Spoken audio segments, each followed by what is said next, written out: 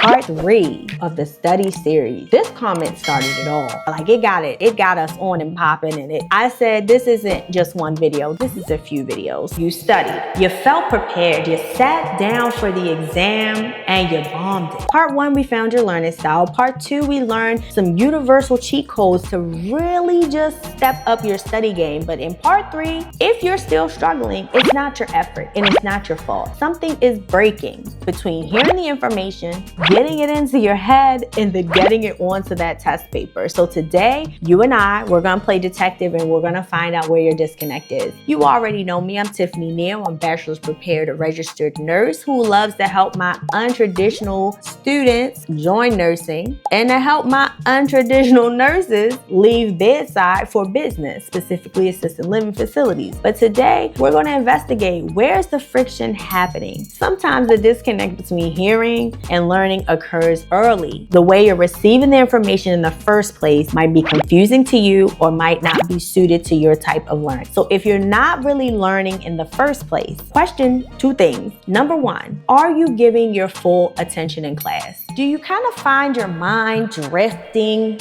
in class? You find yourself texting others or watching YouTube shorts, doing homework for another class, or are you even shopping? You on Amazon, you on TikTok shop during your class? Let me tell you how to solve all of that. Sit in the front, preferably in the center, but sit in the front. So everybody behind you can see your screen. You're gonna feel awkward if you come in late, so you probably gonna be on time, and you'll be more engaged. Just seeing your face, seeing you answer questions is gonna make your teacher like you more. You're gonna build a better relationship with that professor. If you are paying attention, rather, you're sitting in the front or the first 2 rows, you're focused in and everything is still unclear. This means that you need to ask questions. You're not absorbing the information because the information is unclear to you. You may need to ask questions. You may need to go to office hours to make sure, is it just that one lecture or is it just their learning style? Is it just you that's confused or is it the whole class? You want to help the teacher figure out how to deliver information in a way that's best for you and your classmates by giving professional feedback. Now, let's say you get it during lecture, you understand it, it's clicking, everything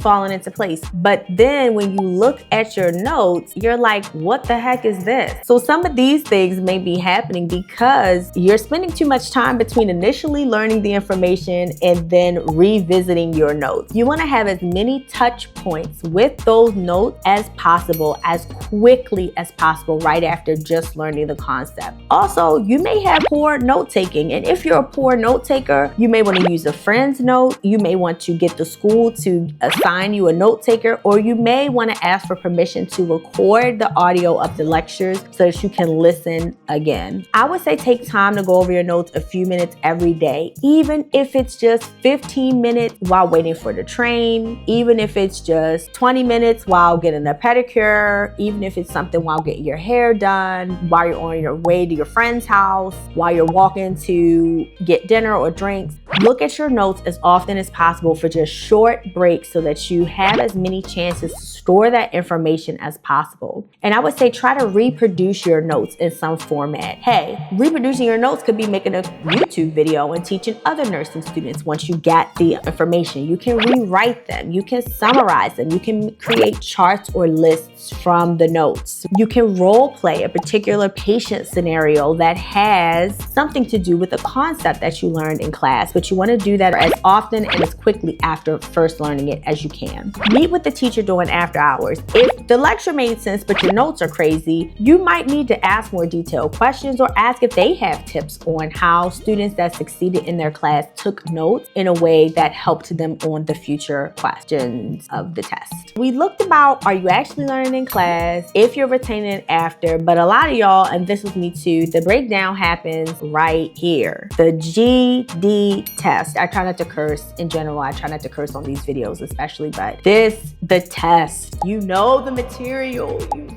study, but the second that test hits your desk or loads up on your laptop, Lord, you drawing a blank. It's not your fault. It's not a reflection of your effort. It's your nervous system. If the test is where it all goes wrong, do you have test anxiety? You can prepare for that. Trying to set up the most calm evening before the test and the most calm morning of the test that you can. This is the time to break out your lavender and chamomile tea the night before. It's not the time to stay up till 3 binge watching Love is Blind or Love Island. Turn it off. Anything that's gonna get you upset, turn it off. Go to bed early. Eat a nice, healthy, light breakfast. If you still have that test anxiety, ask your professors for practice tests, practice questions. Even some of our textbooks, it'll generate its own practice test for you based on the chapter or a segment of a chapter that you set up. You wanna take those as often as possible to train your brain to say, tests are not scary. Tests are part of the learning process. I can do this. I'm safe. I'm smart. I got it. Take as many practice scenarios and tests as you can. Do not cram, because all that information that you shove in the night before, your body, your brain is not saving that information. You have to do as many small study sessions as you can leading up to a test. Don't cram. Another thing for people with test anxiety is sometimes we want the test to go away so fast that we are not reading carefully. Read the question directions carefully. Pay attention to directional cues. Is Mr. Wee's blood pressure going up or down? Is the teaching about nutritional support for nursing mothers effective or ineffective? You'll have these questions. You are educating a group of new young Hispanic mothers. You're teaching them about nutritional support for their bodies as they nurse their newborns. Which of the following statements indicates that your teaching was effective? That's going to be the opposite of what it indicates that your teaching was ineffective. So you got to pay attention. If you can highlight on hard paper or drag your mouse to highlight on an actual computerized test what that directional cue is, because when you're running out of time, everything gets jumbled. You want to pick the right stuff. And speaking of running out of time, do you have the proper accommodations for you? Because ADHD, very common. Dyslexia, dyscalculia, dysgraphia, these are very common in school settings. There's also auditory processing disorders, many others. You want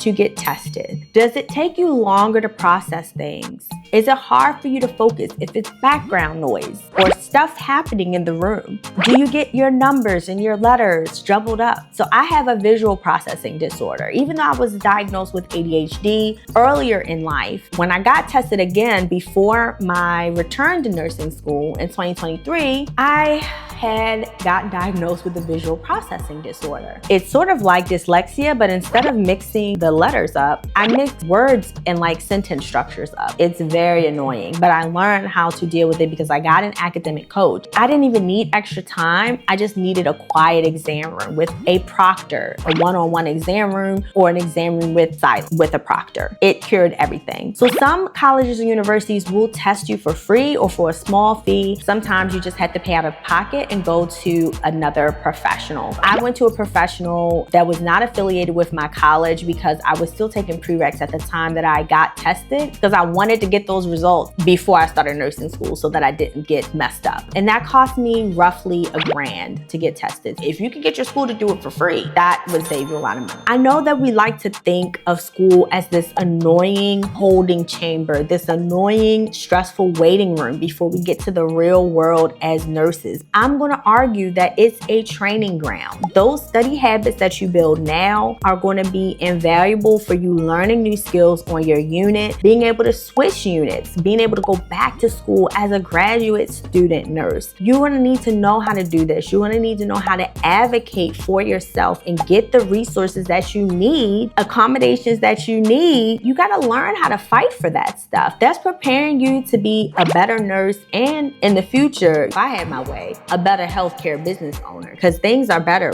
when we do it within healthcare. I'm not going to get into it. Patient outcomes are better when nurses own facilities to care for people, to help people, to watch over people. That's all I'll say. Speaking of building, every Monday, I run a free live training course. It's from bedside to business. Now, before you say, girl, I'm trying to get into nursing school, what you telling me this for? I got state licensure, operated, and helped other people operate assisted living facilities. My biggest one was licensed for 7 residents. I did this before I even went back to school for nursing. It's part of the reason why I went back to school, to do more clinical hands-on care and eventually to do more provider level care. So yes, you can do it. You don't have to be a nurse to start this. You don't have to be an NP or a physician or a PA to start it. I go deep diving on how I did this, the state I did it in, the regulations to look out for, the mindset shifts that are necessary. And you can be a part of it as it's being shaped, because it's free for now. Because I don't know how to teach a group. I know how to teach one-on-one consulting clients, but I'm learning how to translate that. I'm not going to charge you for something I don't know if I can do yet. For all my C students, you are not your GPA. You're a whole person with a functioning brain. It just works differently. And what is different about you is not a weakness. It could be your superpower. You gotta learn to work with this. Like I say in every video, I believe in you. You're incredible. You can do anything you put your mind to.